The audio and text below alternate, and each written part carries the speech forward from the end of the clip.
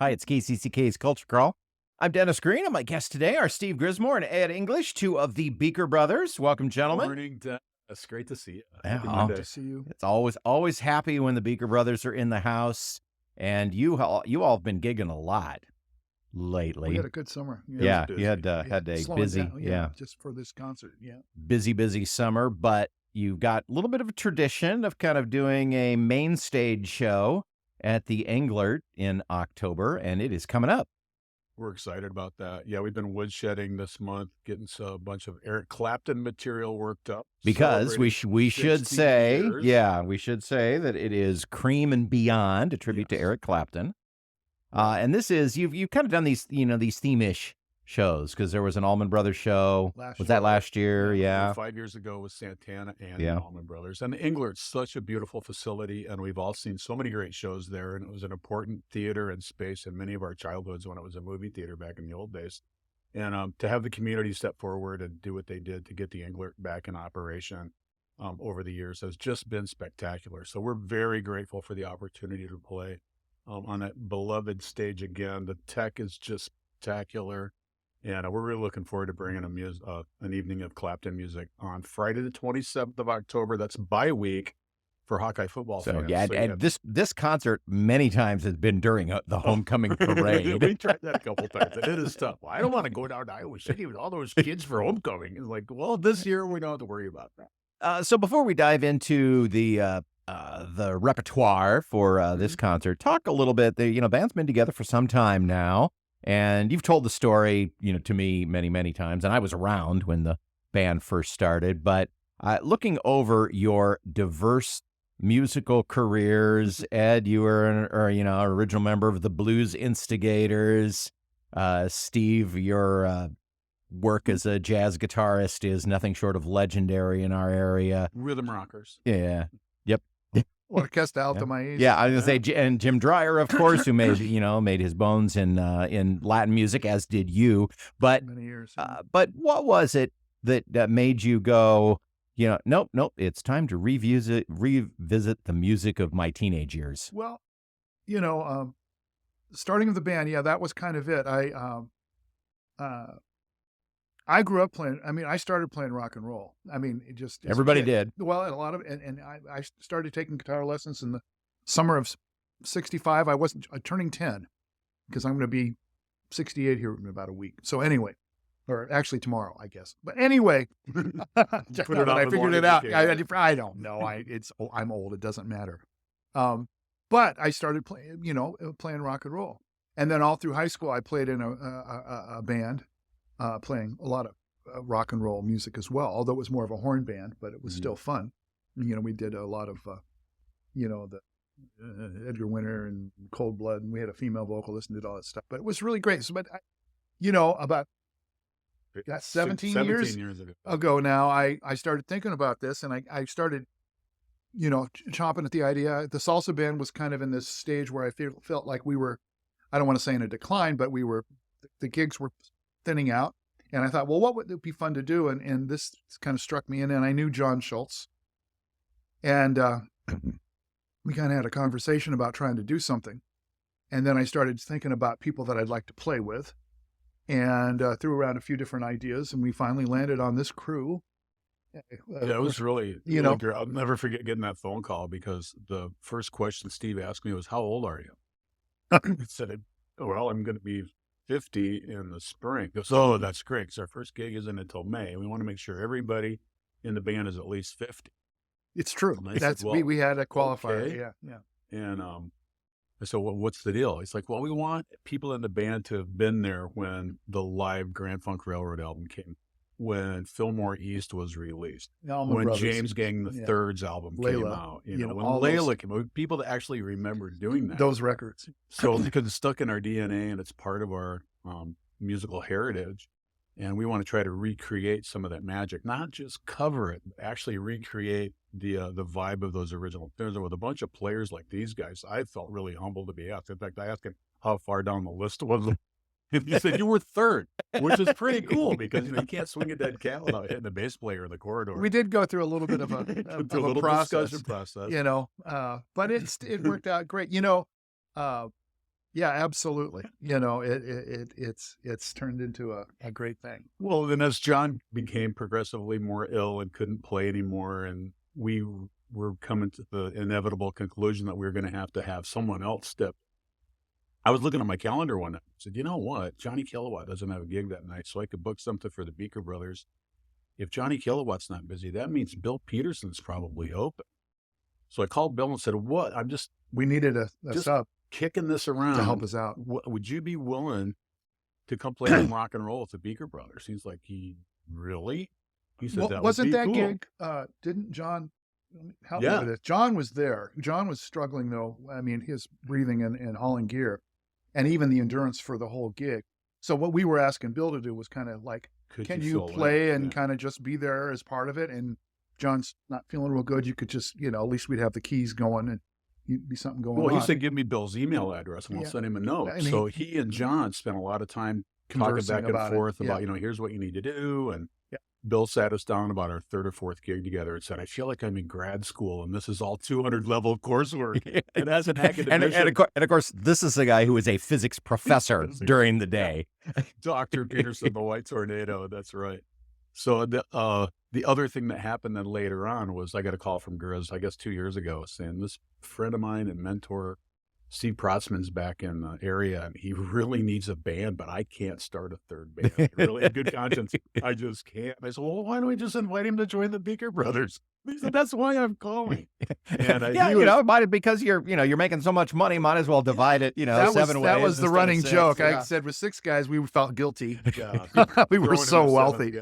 Why not? Let's slow that down a little. Like the new keystone that just kind of locked it all together. He's such a talented human being. It's been nice only in that I think after 15 years, and now he's been with us for a year plus, it kind of helps rejuvenate the band in a way because, we weren't, feeling, I don't think there were any problems or anything, but it was just nice to some fresh juice. Well, and it's enabled you some concepts and ideas. That's all. It's enabled you to, add some songs and bring some songs back to that, as you know, I know your playlist very, very well. You've been listening to us for years. And, and there are songs that, you didn't do for a long time after John passed, which was totally the right thing to do. Seriously, he was such a towering talent. And I'm so happy now that we're talking about John again, to help celebrate the endowment of his musical scholarship. Yeah, and you all were there and a big part of that when we were able to get the scholarship money raised for that a few months ago. But the addition of Steve has kind of brought a little bit of that back, and it was right to rest those songs. It is now right to play them again. Yeah, I think. There are a bunch of other tunes that we always wanted to play, but it really, in all honesty, would take 2 keyboards to do it right. Or really good vocals. What's been nice is what you will notice is the Grismore won't be singing much this October,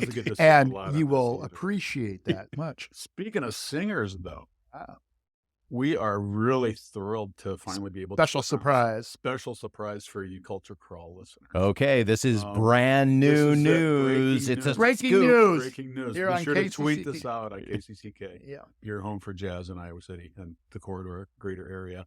We're going to be having 3 backup singers join us. We call them the Silver Vixens. They're all friends of ours.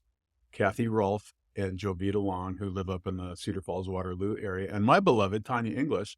Those 3 ladies will be appearing as the Silver Vixens, backing us up on, 4 or 5 tunes. We'll finish out the first set with them, and then they got the last 3 or 4 of them. Yeah, then we'll play an encore with them as well. But we're really excited. The 3 of them got a chance to play together, I think it was 5 years ago, for a Hollypalooza fundraiser we did for the Northeast Iowa Food Bank. That was one of Checker's projects up in the little Twin Cities up there in Cedar Falls, Waterloo, taking care of hungry kids. And this summer, his Stone Soul Picnic raised over $25,000 again to help fill backpacks. And they all joined us. They all joined us on stage. And it was so much fun. We started talking amongst ourselves. Like, you know what? We should do that. You know what a guy could do? Let's get those ladies. And by the way, these people sing well. Jovita was with Checker and the Blue Tones. Oh, okay. And she kind of retired after Checker. Well, actually, the band kind of stopped, and then, unfortunately, and then Kathy had moved back from Texas and was singing with what used to be called Above Ground and is now called Solid Ground. Solid Ground. She's still working and singing. They're all friends of Jim Dreyer and Dan Hummels up in the little Twin Cities up there. And, of course, Tanya with the Tanya English Band and all that. It's going to be magical. But it's going to be fun. So this is, as we said, Cream and Beyond. a tribute to Eric Clapton. Clapton's always been a part of your usual set. Are you bringing in some new, learn some new tunes for this? Yep. We did learn a couple of new tunes for this. We Well- dusted off a couple of chestnuts we hadn't played in a while, and we really kind of Yeah. we had to really sit down as a band and say, okay, what are we trying to accomplish here? Because Clapton's been such a controversial figure and such a long-standing influence. I mean, you ask anybody that plays guitar who their top 10 influences are, every one of them, maybe one or two, will include Eric Clapton just because of the way he brought the instrument to the forefront of rock band. Cream and with Blind Faith, even Delaney and Bonnie and the Derek and Derek the the Dominoes material. And then his solo career was so varied and different. He plays a lot of great rock and roll stuff, a lot of ballads, sold hundreds of millions of records around the world. And it's still a real lightning rod, even in contemporary culture. Yeah. And We we're not know. going to address any of that. People are entitled to speak their minds, and we don't always have to agree with everybody we meet. But it's nice to hear voices that are divergent, even how unhinged he may or may not be. As you mentioned, even his kids are kind of upset with him at this point. But the early stuff and that early electric magic that happened with Cream, it's really funny. As we got started with the show, we started polling the members of the band. It's like, well, here's the tunes we already played. Yeah, we And voted. Here's Yeah. what we'd like to list do of for the tunes. show. We're going to need maybe 6 or 7 additional tunes. Let's just rank order on a spreadsheet all these tunes that everybody mentioned. And so Bill Peterson put together this ranked order Our spreadsheet. scientist It was did so a- great. Yeah. Like, here's the 18 Pivot songs. tables and Put 'em from favorite to Yeah. least. So of course the drummers wanted to hear Toad. It was like, we got to learn Toad. We need a 20-minute drum solo. And it's like, we're not playing a 20-minute drum solo. It's turned into a really nice set. Yeah. And what Ed says is we had about 7 or 8 in our repertoire already, and we added about another 6, 7 tunes. Probably 6 or 7. Yeah, and it's been really, We really, dusted really off a couple, and we're going to start running it as a complete set and see what our timing looks like. tonight. Because it'll be a full evening, 2 full sets of show. We're going to let the Englert take care of the lights and tech. We're not bringing a special light show or anything for this particular show because we really want to focus on the music. And I'm having Bill and Steve with the 2 keyboards, and Steve and Bernie, Dan Bernstein, playing the 2 guitars. We're really going to focus on the songwriting and the tunes that made Eric Clapton early in his career. So probably up until like 77, maybe. At the latest. We're not doing tunes like Cocaine and Wonderful Tonight and some of the. So really, we're not really you know, doing so the, re- so the really pop you're- side of his. Yeah, his so career. you're stopping at the pop single era, much. which is appropriate. I think the oldest yeah. thing we're doing is from Ocean Boulevard, isn't it? Or the The newest. latest. Yeah. From Yeah, that we had was like people ask, 74. well, how can you not play fill in the blank? You know, your favorite Yeah. Eric Clapton tune. It's like, well, we can't play them all. You know, there's only one night of music we're going to play. Yeah. So anyway, yeah. So It'll we be, encourage people to come out. It's a nice early show. It's a Friday night in Iowa City. There's no homecoming parade to fight. Traffic's going to be fine. There's parking within 2 blocks of the Englert. And we so appreciate the continued support of KCCK. and grab tickets. I think the pre-sale tickets are going pretty well. We're also, And you get a little better price if you buy ahead of time, I think, by $5 or something. I don't we're know. also going to Yeah. have Big Mo talk about the show Friday night during the Beaker Street Hour. And I think he's got a couple of tickets to give away too. A He's got couple a of pairs, couple. doesn't he? You should A have. couple of pairs. You already gave away one, Yeah. said. Yeah, didn't I think he did one last week, and he's got Oh, another one good. this week. So Yeah, there's yeah, another pair so of another tickets. So And be sure Beaker to listen Street, to that. just to throw it in there. I mean, I laughed. I listened to the show I was coming back from a gig, and I heard John start the show, and it was just great. He played some Dave Mason's. What he played, it was funny. I had to laugh because, only you know and I know. Had to cry today. What's going on a little bit with the music though? It's an interesting thing is we're doing all Clapton based tunes, but we're finding interesting ways to do them. In other words, there are a lot of YouTube versions of Clapton, for instance, even Layla, that are not like the original. And or we even listen to a lot to Tedeschi Trucks, Mhm. who Oh, do yeah, a yeah, lot yeah. of those They tunes do, just yeah. to help us Yeah, we've been come up joking. with ideas. So we are creating our own version, so to More or speak, less, yeah. of these tunes. So it's So you're kind gonna of fun. you're gonna hear familiar licks in there, but you're Oh, not man. attempting to reproduce Not an album exactly. or anything Not like exactly. that. Well, Close, that's but not right. exact- That's, It's that- still going to be more our versions Yeah. of those We tunes. joked about doing a Tedeschi Trucks tribute next year. And just playing all the cover songs Play all that they the never Just to do the Allman Brothers and Clapton, and we'll be there. Yeah. Yeah, no, You know, but grateful for the support KCCK just so you know, brings to the that's- corridor for live music.